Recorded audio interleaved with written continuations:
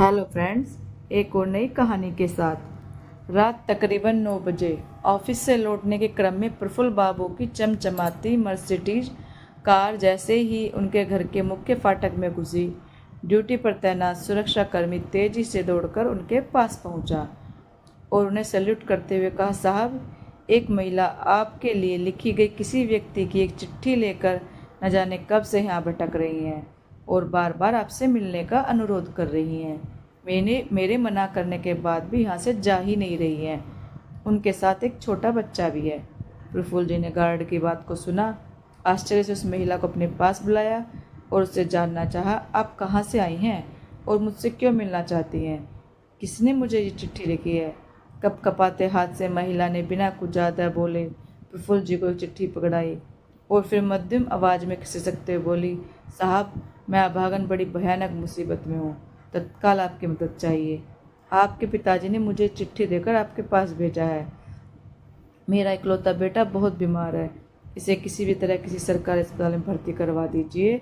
आपका जीवन भर उपकार रहेगा। गांव में इसके इलाज की समुचित व्यवस्था नहीं होने के कारण मजबूरी में मैं आपके पास आई हूँ। चिट्ठी देते हुए महिला प्रफुल्ल जी के सामने अपने दोनों हाथ जोड़कर खड़ी हो गई।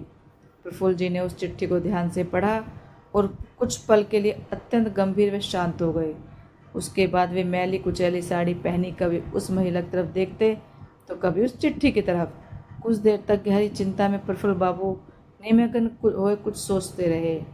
दरअसल उस चिट्ठी के साथ साथ वो महिला अपने गंभीर रूप से बीमार बच्चे को लेकर उनके पास इलाज हेतु मदद के लिए अपने गांव से शहर पहुंची थी।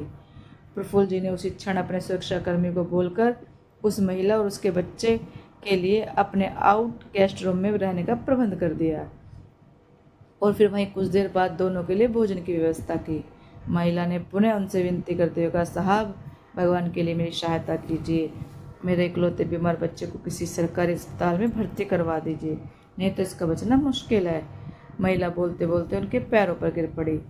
अरे माता जी, ऐसा मत कीजिए, आप मेरी माँ समान हैं। आप चिंता मत कीजिए, सब ठीक हो जाएगा। प्रफुल्ल बाबू ने उसका धैर्य बढ़ाया। इतने में रात के सन्नाटे को चीरती हॉर्न बजाती हुई एक दूसरी गाड़ी तेजी से घर के अंदर घुसी और कुछ पल बाद ही एक डॉक्टर वहाँ उपस्थित हुए। आइए डॉक्टर साहब, ये बच्चा बीमार है, इसको जरा पूरी गंभीरता से देखकर उसकी चिकित्सा शुरू कीजिए, प्रफुल्ल जी ने कहा। डॉक्टर बाबू ने बिना कोई समय गंवाए लगभग 20 मिनट तक उस बच्चे का गहन परीक्षण किया और फिर कुछ जांच करवाने के साथ साथ कुछ दवाइयों की पर्ची भी वहाँ खड़े प्रफुल्ल बाबू के हाथों में पकड़ा दी। कुछ दवाइयाँ और इंजेक्शन मेडिकल स्टोर से तत्काल मंगा लीजिए, मरीज को अभी देने हैं और मैं अपने साथ जांच के लिए इस बच्चे का रक्त नमूना लेकर जा रहा हूँ। जांच की रिपोर्ट लेकर कल फिर आऊँगा, डॉक्टर ने प्रफुल्ल बाबू से कहा और फिर वहाँ से निकल गए।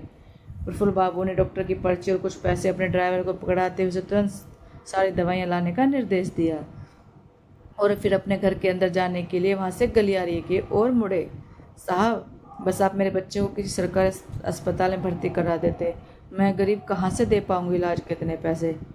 मेरे पास तो रहने खाने तक के ही पैसे नहीं है, महिला गिड़गिड़ाई। माता जी, आप निश्चिंत रहिए और जाकर आराम करें, रात बहुत हो चुकी है। इतना कहकर प्रफुल्ल बाबू वहाँ से निकलकर अपने घर के अंदर प्रवेश कर गए।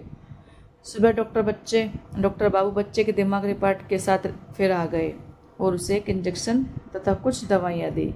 अपने ऑफिस जाने से ठीक पहले प्रफुल्ल बाबू ने भी बीमार बच्चे के साथ साथ उस महिला के लिए अच्छी तरह से खाने पीने की व्यवस्था कर दी और सबको उन दोनों का ध्यान रखने के लिए निर्देशित कर वहाँ से चले गए। डॉक्टर बाबू अब नियमित रूप से आकर उस बीमार बच्चे की जांच करते और साथ ही सही ढंग से उसकी चिकित्सा भी। लगभग 1 महीने के बाद जब बच्चा पूरी तरह से स्वस्थ हो गया तो महिला प्रफुल्ल बाबू के सामने जाकर बोली, साहब, मेरा बच्चा बिल्कुल ठीक हो चुका है। अब हम वापस अपने गांव जाना चाहते हैं। आपने जो मेरे लिए किया उसके लिए मैं जीवन भर आपके पिता कृष्णकांत जी का उपकार कभी नहीं भूलूंगी।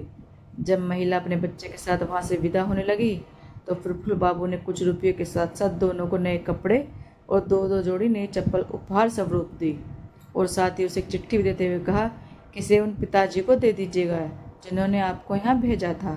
महिला हाथ जोड़कर कृतज्ञता का भाव प्रकट करते हुए उन्हें लगातार अनगिनत आशीर्वाद देती वहाँ से चल पड़ी।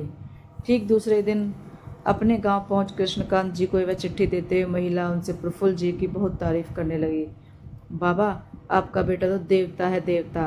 कितना ख्याल रखा हमारा। ऐसा बेटा किस्मत वाले को नसीब होता है। ऊपर वाला उन्हें और उनके समूचे परिवार को हमेशा सुखी रखे। कृष्णकांत जी उस चिट्ठी को पढ़कर ठगे से रह गए। उसमें लिखा था, परम आदरणीय बाबूजी, मैं आपको नहीं जानता और न ही कभी आपसे मिला हूँ, लेकिन अब आपका बेटा इस पते पर नहीं रहता। कुछ महीने पहले ही उसने यह मकान बेच दिया है। अब मैं यहाँ रहने लगा हूँ, पर मुझे भी आप अपना बेटा ही समझिए। बचपन से ही मुझे अपने पिता का सुख नहीं मिला। माँ ने ही पाल परोस कर बड़ा किया है। मैंने जब आपका पत्र पढ़ा तो मुझे ऐसे लगा कि जैसे मेरे सगे पिता ने मुझे कुछ करने के लिए आदेश दिया है। आप कृपया इन माताजी से कुछ मत कहिएगा। आपकी वजह से मुझे माताजी के द्वारा जितना आशीर्वाद और जितनी शुभकामनाएं मिली हैं, उस उपकार के लिए मैं आपका आभारी रहूँगा और ऋणी भी। सादर प्रणाम, आपका धर्मपुत्र प्रफुल्ल शर्मा।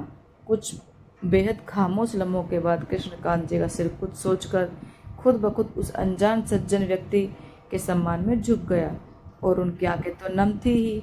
उनके पुत्र ने चुपके से मकान बेचकर जिन परेशानी से बचना चाहा था, उन्हीं परेशानियों को एक अनजान पवित्र आत्मा ने अपने लिए वरदान समझा, अपनाया और उसका सम्मान सुरक्षित रखा। धन्य है उसके संस्कार। दोस्तों, आपको ये कहानी कैसी लगी? अच्छी लगी हो तो लाइक, कमेंट और शेयर करें। चैनल को सब्सक्राइब करें। Thank you.